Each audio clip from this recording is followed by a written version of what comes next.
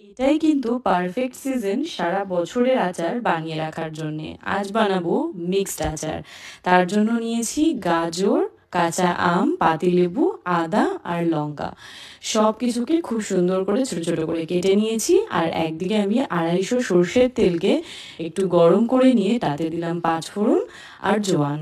1 চামচ 5 ফোড়নের সাথে হাফ চামচ জোয়ান দিয়ে তেল গরম করে সেটাকে ঠান্ডা হতে দিয়েছি। এবারে চলো মশলাটা তৈরি করি। নিয়েছি সাদা জিরে, গোটা ধনে, মৌরি, কালো সর্ষে, সাদা সর্ষে, মেথি আর তার সাথে 5-6টা শুকনো লঙ্কা।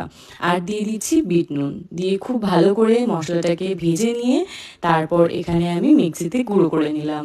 মশলাটা এখন একদম রেডি। এবার বাটিতে সমস্ত টুকরো করে রাখা সবজিগুলো নিয়ে নেব।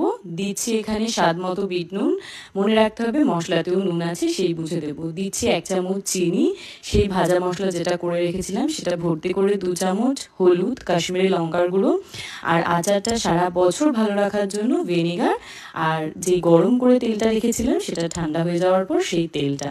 এবার খুব ভালো করে সব একসাথে মিশিয়ে নেব। এবারে কাচের বয়ামে ট্রান্সফার করে টানা 1 সপ্তাহ মতন ভালো করে রোদে রাখবো। তাতেই সবজিগুলো খুব ভালো করে মজে যাবে আর তেলটা উপরে উঠে আসবে। আর সারা বছর স্টোর করার জন্য তোমরা সর্ষের তেলকে গরম করে আবার সেটাকে ঠান্ডা করে নিয়ে জারের মধ্যে দিতে পারো।